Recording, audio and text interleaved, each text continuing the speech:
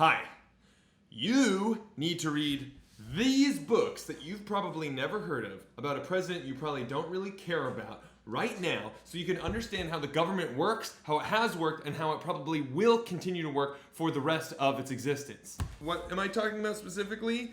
I'm talking about The Years of Lyndon Johnson by Robert Caro.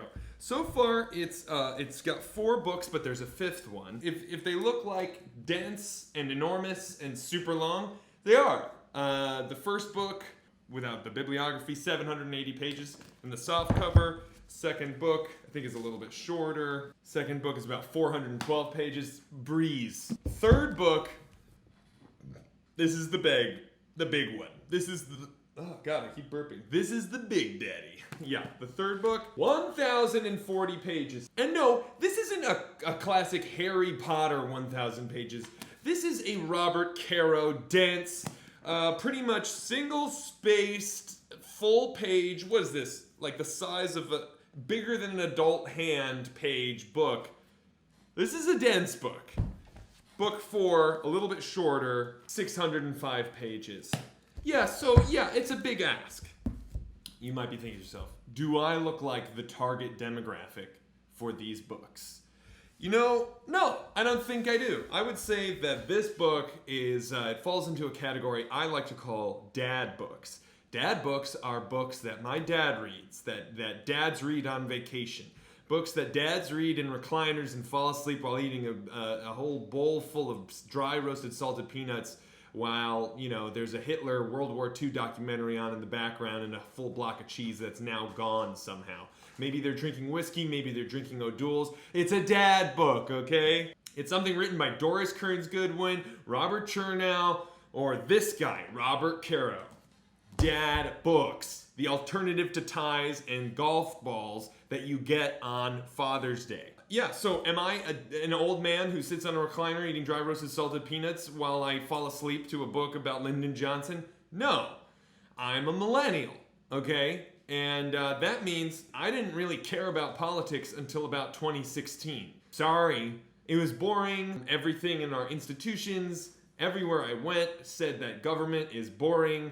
The newspapers convinced me of that, and instead it was all about business, business, business. But then in 2016, everybody was like, oh, hey, politics is like all we talk about now. And somehow everybody but you knows how they feel about politics. They know everything about it. They know the history. They know how everything works. If you go on Twitter, it's just a bunch of people who somehow know everything about the government. And I'm sitting there and I'm like, holy crap. Because I went to public school and then engineering school. So I have a huge gap in knowledge about US history. Because this is basically the way that US history classes go in public school, right? It's like 2 months on the revolution, about what led to the revolution, you know, how we got here and all that stuff. Then it's like, oh, Andrew Jackson was a president also, and the Trail of Tears happened. But then we talk about the Civil War for another 2 months, and then we make it like, you know, up to World War I, talk about, you know, some vague things about Woodrow Wilson. We don't really know if he's good or bad or whatever the Treaty Versailles thing is. Who knows? And then like we pay lip service to the beginning of World War II, but then it's summer break, so we never make it to the end. I remember taking my US History AP class, and we had not passed World War I. So I had to cram the night before, and if I hadn't, I wouldn't have been able to answer any of the questions about the Cold War, of which there were a few. And the history you do learn is so surface level. You're not learning about how the government actually functions in any kind of meaningful way. So we jump to 2017-ish, and I'm sitting here, and everybody, who, no matter what side of the political spectrum you're on, everybody is tossing around the word unprecedented.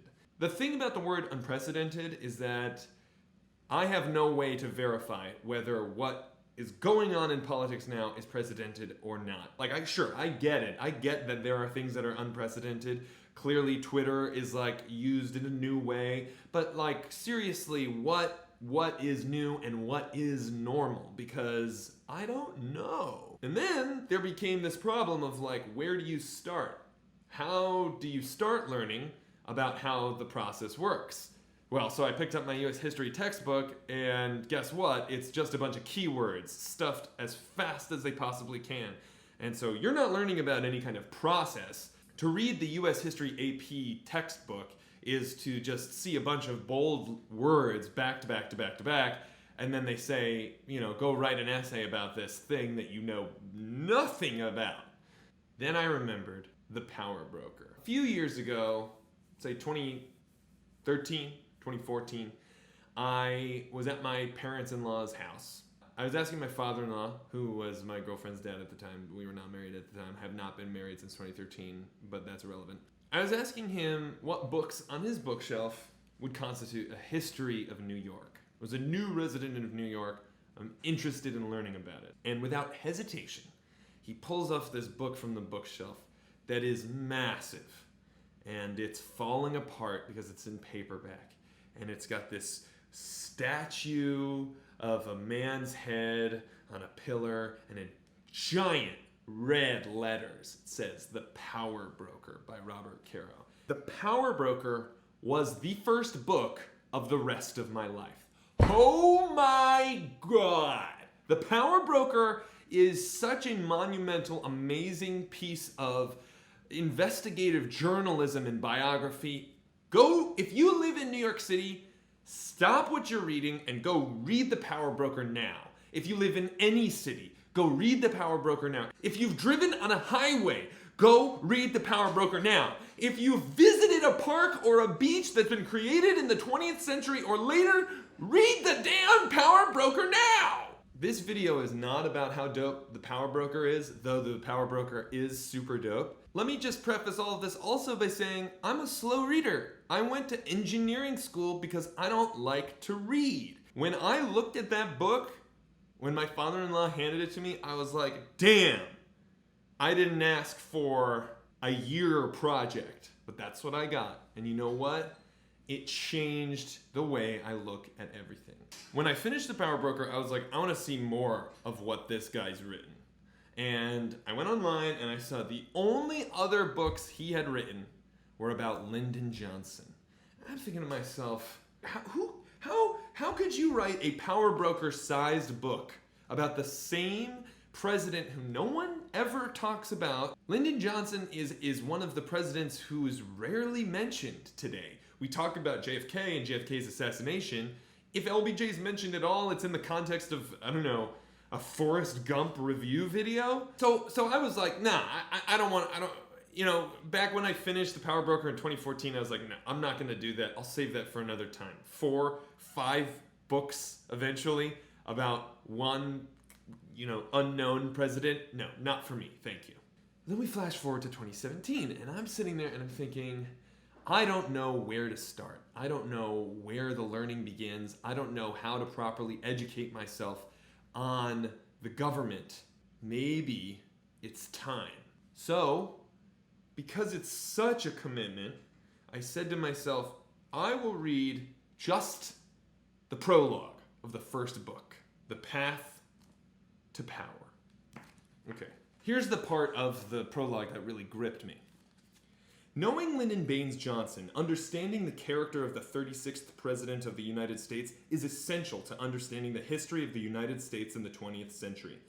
During his presidency, his Great Society, with its Education Acts and Civil Rights Acts and Anti-Poverty Acts, brought to crest tides of social change that had begun flowing during the New Deal a quarter of a century before.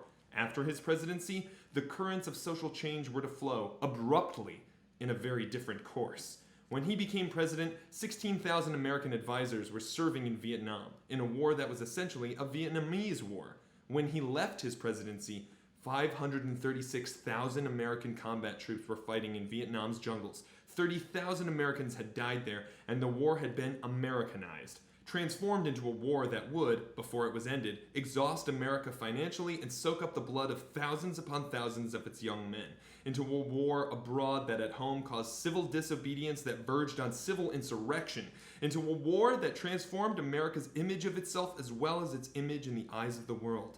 Lyndon Johnson's full term as president began in triumph. the 1964 landslide that Theodore H. White calls the greatest electoral victory that any man ever won in an election of free peoples. It ended to the chant, "Hey, hey, LBJ, how many kids did you kill today?" From a generation to whom he was the hated war maker, with his announcement that he would not again ask the nation to elect him its leader. The Great Society, Vietnam, the presidency of Lyndon Johnson, only 5 years in span, was nonetheless a watershed in America's history, one of the great divides in the evolution of its foreign and domestic policies. And in this evolution, Johnson's personality bore, in relation to other factors, an unusually heavy weight, both because of its overpowering elemental force. He seemed at times to brood, big-eared, big-nosed, huge over the entire American political landscape, and because of the unusual degree to which the workings of that personality were, perhaps not on the surface, but in reality, unencumbered by philosophy or ideology. It was also during Johnson's presidency that there developed the widespread mistrust of the president that was symbolized by the phrase, coined during his administration, credibility gap. And if, during the long evolution from a constitutional to an imperial presidency, there was a single administration in which the balance tipped decisively, it was the presidency of Lyndon Johnson. Both these latter developments, which were to affect the nation's history profoundly, were to a considerable extent a function of this one man's personality. This prologue is so densely awesome. It talks about Lyndon Johnson's rise from poverty. It talks about Lyndon Johnson's rise from poverty. It talks about Lyndon Johnson's rise in. It talks about Lyndon Johnson's rise from poverty in the Texas Hill Country to his use of money in campaigns that was unprecedented. Gosh, this was such an awesome prologue. In every election in which he ran, not only in college, but thereafter, he displayed a willingness to do whatever was necessary to win. A willingness so complete that even in the generous terms of political morality, it amounted to amorality. Another pattern with significant implications is established in this volume: Lyndon Johnson's use of money as a lever to move the political world. Oh God, I read this prologue and I thought about the ways in which Donald Trump ascended to office, and I thought, yes, now is the time to read about this man who I know so little about, this man who has been overshadowed for years by JFK's long-lasting legacy. So I read this prologue and I was totally hooked. So then I dove in, and I just finished the 4th book. I think all 4 books took me about 2 years. I'm not a very fast reader. I'm sure you could read it much faster than me because you're a person watching a YouTube video about reading.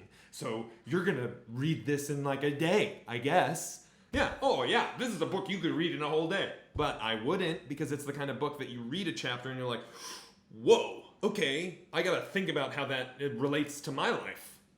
That's nonfiction for you. Have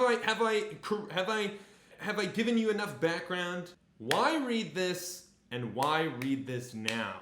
Number 1, Robert Caro is the best biographer, strike that, investigative journalist on the planet. He's revolutionized nonfiction biography. Number 2, LBJ's career in Washington lasted from 1937 through 1969. He's the only man to have served in the U.S. House of Representatives, in the Senate, where he was also the Senate Majority Leader. He's the Vice President and President of the United States. His career touched upon every nationally electable position in Washington. Number 3, along the way you'll take tangents to talk about some of America's most impactful political leaders, from FDR to Sam Rayburn, from Richard Russell to Robert Kennedy. As I learned from The Power Broker, when Caro identifies a person or event that's important to the story, he doesn't hold any punches in describing that person's whole story. You go deep on people as obscure as Mr. Texas, Coke Stevenson. Number 4, this series goes in depth about how our government actually works. Yes, it's from 50 to 80 years old, but it is the most thorough analysis on the shelves that I could find that tell you exactly how this stuff works. You can pick up a textbook and it'll tell you how things are supposed to work, but this tells you a person's account making it actually work. Number 5, history repeats itself, y'all. And then another reason that you should pick up this series now is that the 5th installment should be coming out kind of any time now in the next couple of years, and it's going to be a major cultural moment, and now is the time to start reading if you want to be there in line waiting for the book to drop so you can be one of those cool guys who meets Robert Caro in person and gets his signature.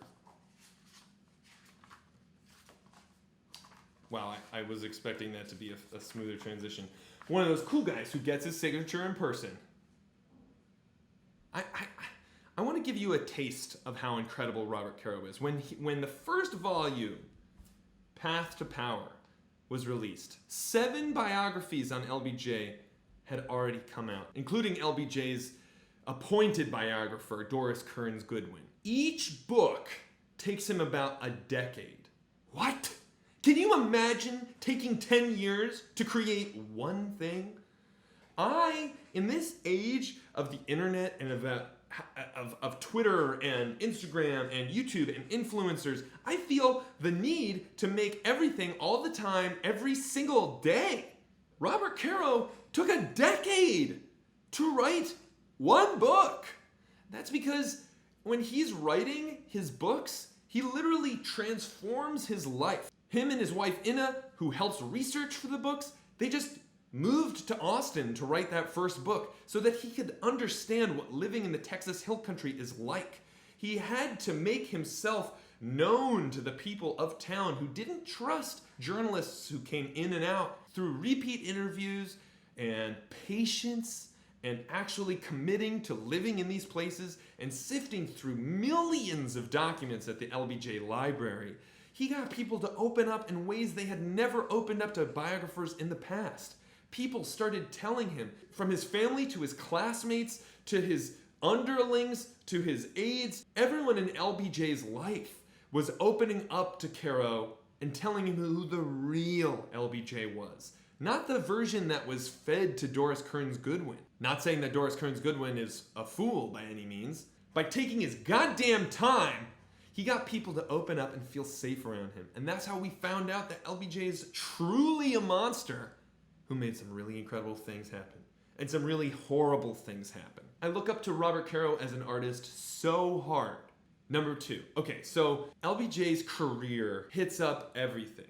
One thing Caro says over and over again in interviews is that this is not a biography of Lyndon B. Johnson. It's not a biography of Lyndon B. Johnson. It is a biography of power. Of those who don't have power, of those who do. Of how people acquire power, how people lose power. What power does to people, both good and bad. Something Robert Caro always said is not that power corrupts, power reveals. The story of Lyndon Johnson is the story of power. Lyndon Johnson was a genius at acquiring and using power to his own ends. The series talks about how frustrating it can be to be a member of the House of Representatives with no power. This series shows in detail how Southern Democrats were able to beat back civil rights legislation for decades, and how LBJ maneuvered around that. It showed how LBJ used the love of Southern Democrats, how he was able to manipulate old men who were lonely into making him a childlike figure in their lives, manipulating them and using that to become the most powerful Senate Majority Leader of all time up to that point. He turned the Senate Majority Leader, into a position to be reckoned with. He was the second most powerful man in Washington after Dwight Eisenhower.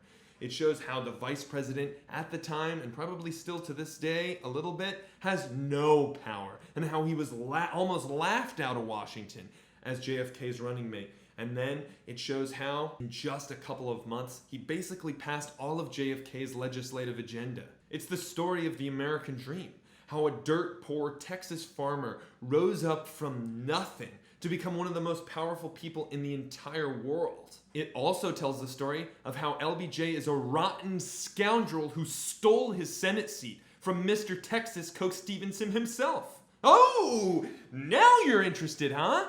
Now that you know that LBJ, who passed civil rights, was also a criminal who used money in unprecedented ways to get himself elected? Ooh, Did you know that LBJ bought votes on the scale of tens of thousands that year? Did you know that in his early career in the House of Representatives, LBJ was friends with FDR?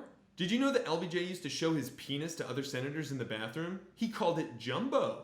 Did you know that his entire political career almost came crashing down moments before JFK was assassinated? Life magazine was about to publish a whole expose on his money, but they didn't because the nation was in turmoil. LBJ's career is paradoxical at times. A vicious, savage politician who tore his aides in half, ruined lives of the people who worked for him in screaming fits and violent rage, who also used all of his political power to pass the first civil rights legislation since Construction to pass the 1957 Voting Rights Act. He is a monster who did incredible good for this country as well as incredible evil. For instance, he destroyed the career of Federal Power Commission Chairman Leland Olds, which gave natural gas and oilmen free rein to use this nation's soil and people to generate vast amounts of wealth that we are still suffering from. And I haven't even gotten to Vietnam yet. That comes in book 5. Okay, number 3, the other people you'll learn about. This book delves into the lives and careers of countless heroes and villains in the course of US history in the 20th century. From titans like FDR and how he screwed up his whole power system by trying to rework the Supreme Court. FDR's New Deal guys like Tommy the Cork Corcoran and Jim Rowe. The longest serving Speaker of the House of all time, Sam Rayburn. Giants of Texas politics like John Cactus Jack Garner, Pappy O'Daniel, Mr. Texas Coke Stevenson, the Governor, John Connally, the Senator, Alvin Wirtz. Harry Truman, who, LOL, did not like LBJ. God, he takes the first whole chunk of Master of the Senate to tell the history of the Senate, all the way from the Great Triumvirate to Henry Cabot Lodge striking down the Treaty of Versailles and what that meant for America and what that meant for the rise of fascism in Europe. It talks about senators good and bad. There's the liberal Democrats like Paul Douglas, Herbert Lehman, the Orator of the Dawn, Hubert Humphrey, the Southern Caucus like Richard Russell, James O. Eastland, Herman Talmadge. Oh hey, remember when Biden was talking about Talmadge and Eastland as people that he used to work with?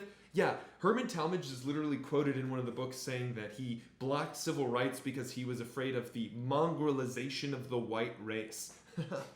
It goes into JFK, his disease, his back pain, Robert F. Kennedy, whose hatred of LBJ transformed the Democratic Party for decades, the crew of Harvard intellectuals he brought with him to Washington, speechwriter Ted Sorensen, National Security Advisor McGeorge Bundy, historian Arthur M. Schlesinger Jr., countless aides like Little Lyndon Bobby Baker, whose career ended in scandal. My God, the list goes on. I mean, there's so many people that are talked about in these books that I haven't even touched upon yet. Damn! Number 4, how the system works. Master of the Senate gave me, for the first time, the smallest semblance of understanding of how bills actually turn into law in this country.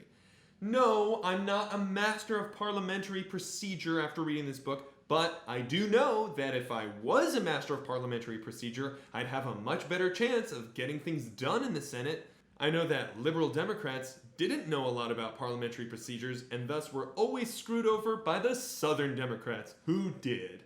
I know now that the Senate was built to go slow, and that the Senate has always been slow, especially at the beginning of the 20th century. Farmers didn't have electricity as late as the 40s. Before LBJ, the Senate operated almost entirely on the seniority rule. LBJ changed that. What's crazy, something that I literally do now, is I can go to senate.gov and see all the committees, all the chairmen of those committees, who has the power, what the calendar actually looks like. Yeah, it's not the most usable website in the world, it's not the most thrilling activity, but the public record actually has a lot of information out there. If you want to learn this stuff, just go. We're never going to get the full picture of what's currently going on in Washington until years later because so much is happening and so much is secret. But you can get the tiniest taste so that you're not only saying the things that the newspapers or wherever else you get your news are saying to you. Number 5. History repeats itself. I know what you're thinking. Oh, wow, there's so much to read. Why should I read all about this old president, all these old dead people that have no impact on me whatsoever? Those who do not learn history are doomed to repeat it. I'm telling you, if you're not looking out for the tricks and tactics that LBJ used to accumulate power, they're gonna happen again and again and again. If you want things to work in this democracy, if you want this country to behave the way that you think it's supposed to, the only way is by learning how it actually works. Because the only people who can change how the government works are the people in power. Look at where the money's coming from. Look at who has the chairmanships in these committees. Look at the majority leader. Look at the whip. Oh, I'm bursting. There's so much energy here. God, I've been recording for 45 minutes. Okay, and then asterisk, another reason that you should read this, and read this now, is that the 5th book is coming soon, and you want to be one of those super cool people who's talking about it when everybody else is talking about it. That's going to be a cool moment, and cool moments are what we are all about. If you're a Twitter user, if you're a YouTuber, dude, you want to get in on this. I could help you out. I could make more videos where I describe what goes on in each book. I'm happy to do that. I'm happy to be your little book club here because I love these books so much that I could talk about them every day of every week, of every month, of every year of my life. I love these books so much. Robert Caro is a gift to humanity. He's a gift to society. He's a gift to our country. He has given us an understanding that we would not have without him. I didn't have enough time to commit to this video the way I really wanted to. This video is not going to come out the way I want it to. If anything, I want you to consider reading these books right now. They are awesome. They have thrilling moments. They have boring moments. They have happy moments. They have sad moments. Knowledge is how you make change. Did I even talk about how, Robert Caro is a masterful writer who ends, I'm not even talking about every chapter, every paragraph ends with a sentence that compels you to read the next one. It's unbelievable. It's unbelievable. Did you know that he also writes the first draft of each book by hand? Now is the time to read these books. Go do it now. Come on, I'll wait. Okay, maybe I won't wait this whole time, but please go read these books. Also, it's like nice exercise, and I'm sure you could get an audiobook. This video does not do justice to how much I love these books. Bear in mind, while watching these books, that you're only seeing 10% of how much I love these books. I don't even give a shit if you subscribe. That's how much I love these books.